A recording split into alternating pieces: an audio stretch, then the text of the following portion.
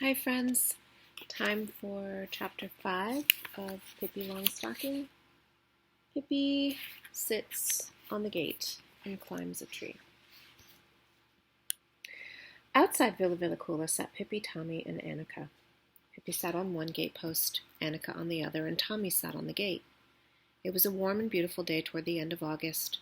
A pear tree that grew close to the fence stretched its branches so low that the children could sit and pick the best little red gold pears without any trouble at all. They munched and ate and spit pear cores out onto the road. Villa Villacula stood just at the edge of the little town where the street turned into a country road. The people in the little town loved to go walking out Villa Villacula way, for the country out there was so beautiful. As the children were sitting there eating pears, a girl came walking along the road from town. When she saw the children, she stopped and asked, "Have you seen my papa go by?" Said Pippi. "How did he look?" "Did he have blue eyes?" "Yes," said the girl. "Medium large, not too tall and not too short?" "Yes," said the girl. "Black hat and black shoes?" "Yes, exactly," said the girl eagerly. "No, that one we haven't seen," said Pippi decidedly. The girl looked crestfallen and went off without a word. "Wait a minute!" shrieked Pippi after her. "Was he bald-headed?" "No, he certainly was not," said the girl crossly. "Lucky for him," said Pippi, and spit out a pear core. The girl hurried away, but then Pippi shouted, "Did he have big ears that reached way down to his shoulders?" "No," said the girl, and turned and came running back in amazement. "You don't mean to say that you have seen such a man walk by with such big ears?" "I have never seen anyone who walks with his ears," said Pippi. "All the people I know walk with their feet." "Oh, don't be silly. I mean, have you really seen a man who has such big ears?" "No," said Pippi. "There isn't anybody with such big ears. It would be ridiculous. How would they look? It isn't possible to have such big ears, at least not in this country," she added, after a thoughtful pause. "Of course, it's a little different somewhere I've once been. I once saw a man with ears so big that he could use them for a cape. When it rained, he just crawled under his ears and was warm and snug as you please. Of course, his ears didn't have it so good. If it was very bad weather, he used to invite his friends to camp under his ears. There they sat and sang sad songs while the rain poured. They liked him a lot because of his ears. You should have seen him run to work in the morning. He always came dashing in at the last minute because he loved to sleep late. And you can imagine how funny he looked, rushing in with his ears flying behind him like two big golden sails. The girl had stopped and stood open-mouthed listening to Pippi, and Tommy and Annika forgot to eat any more pears. They were so utterly absorbed in the story. He had more children than he could count, and the littlest one was named Peter. When they were trying to figure out what to name him, his wife said he couldn't be called Peter, but this man was dreadfully stubborn, and he said that the baby could be called Peter or nothing. And then he sat down in a corner and pulled his ears over his head and howled. And his poor wife had to give in, of course, and the kid was called Peter.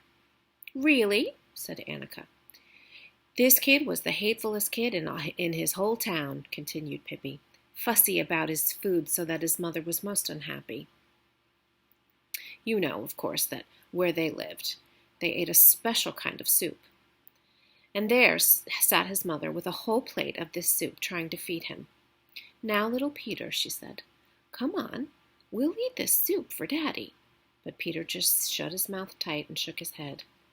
At last, his dad was so angry that he said no new food should be prepared for Peter until he had eaten his soup for his daddy. And when his dad said something, that was that. The same soup rode in and out of the kitchen from May until October. On the 14th of July, his mother begged to be allowed to give Peter a couple of meatballs, but the dad said no. 'Nonsense,' said the girl in the road. 'Yes, that's just what the dad said,' continued Pippi.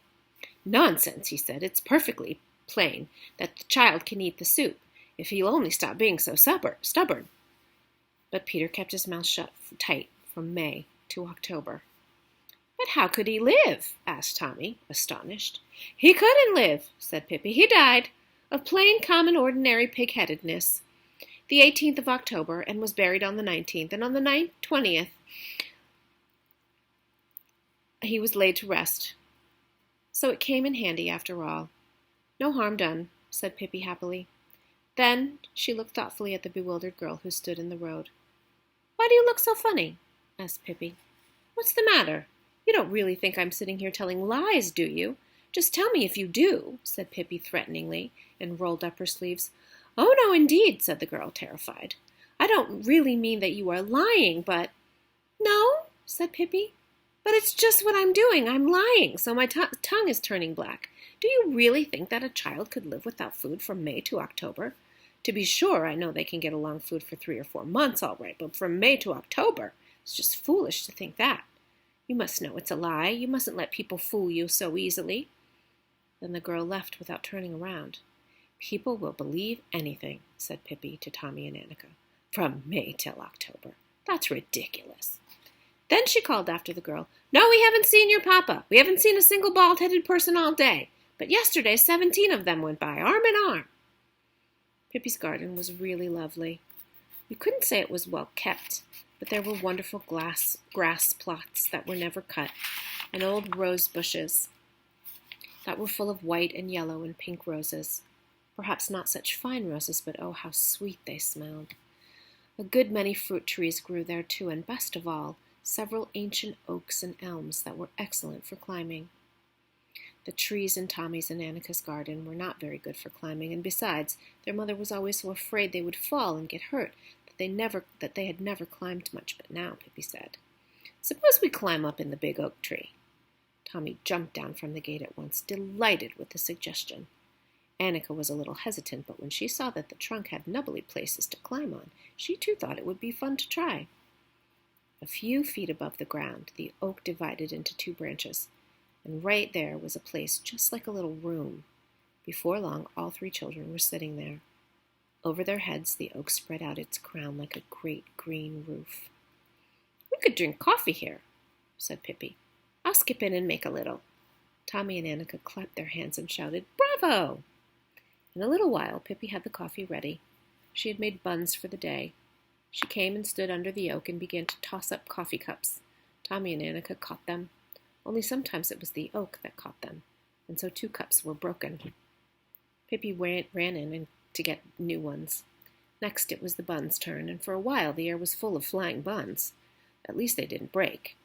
And at last Pippi came up with the coffee pot in one hand. She had cream in a little bottle in her pocket, and sugar in a little box. Tommy and Annika thought the coffee had never tasted so good before. They were not allowed to drink it every day, only when they were at a party, and now they were at a party. Annika spilled a little coffee in her lap. First it was warm and wet, and then it was cold and wet. But that didn't matter to her. When they had finished, Pippi threw the cups down on the grass. I want to see how strong the china they make these days is, she said. Strangely enough, 1 cup and three saucers held together, and only the spout of the coffee pot broke off. Presently, Pippi decided to climb a little higher. Can you beat this? She cried suddenly. The tree is hollow. There in the trunk was a big hole, which the leaves had hidden from the children's sight. Oh, may I climb up and look too? Called Tommy, but there was no answer. Pippi, where are you? He cried, worried. Then they heard Pippi's voice, not from above, but from way down below. It sounded as if it came from under the ground. I'm inside the tree. It is hollow, clear down to the ground. If I peek out through a little crack, I can see the coffee pot outside on the grass. Oh, how will you get up again? Cried Annika. I'm never coming up, said Pippi. I'm going to stay here until I retire and get a pension, and you'll have to throw my food down through that hole up there 5 or 6 times a day. Annika began to cry. Why be sorry? Why complain? Said Pippi. You come down here too, and then we can play that we are pining away in a dungeon. Never in this world, said Annika, and to be on the safe side, she climbed right down out of the tree. Annika, I can see you through the crack, cried Pippi. Don't step on the coffee pot. It's an old, well-mannered coffee pot that never did anything any harm. I can't help it that it doesn't have a spout any longer. Annika went up to the tree trunk, and through a little crack she saw the very tip of Pippi's finger. This comforted her a good deal, but she was still worried. Pippi, can't you really get up? She asked. Pippi's finger disappeared, and in less than a minute her face popped out of the hole up in the tree. "Maybe I can if I try very hard," she said, and parted the foliage with her hands. "If it's as easy as all that to get up," said Tommy, who was still up in the tree, "then I want to come down and pine away a little too." "Wait," said Pippi. "I think we'll get a ladder." She crawled out of the hole and hurried down the tree. Then she ran after a ladder, pushed it up to the tree, and let it down into the hole. Tommy was wild to go down. It was difficult to climb to the hole, because it was so high up, but Tommy was brave, and he wasn't afraid to climb down into the dark, hollow tree trunk. Annika watched him disappear and wondered if she would ever see him again. She peeked in through the crack. "Annika!" came Tommy's voice. "You can't imagine how wonderful it is here. You must come in too. It isn't the least bit dangerous when you have a ladder to climb on. If you only do it once, you'll never want to do anything else." "Are you sure?" asked Annika. "Absolutely," said Tommy. With trembling legs, Annika climbed up in the tree again, and Pippi helped her with the last hard bit. She drew back a little when she saw how dark it was in the tree trunk, but Pippi held her hand and kept encouraging her. "Don't be scared, Annika," she heard Tommy say from down below. "Now I can see your legs, and I'll certainly catch you if you fall." But Annika didn't fall. She reached Tommy safely, and a moment later Pippi followed. "Isn't it grand here?" said Tommy. And Annika had to admit that it was. It wasn't nearly so dark as she had thought, because light came in through the crack. She peeked through and announced that she too could see the coffee pot outside on the grass. "We'll have this for our secret hiding place," said Tommy. "No one will know we are here, and if they should come and hunt around outside for us, we can see them through the crack, and we'll have a good laugh."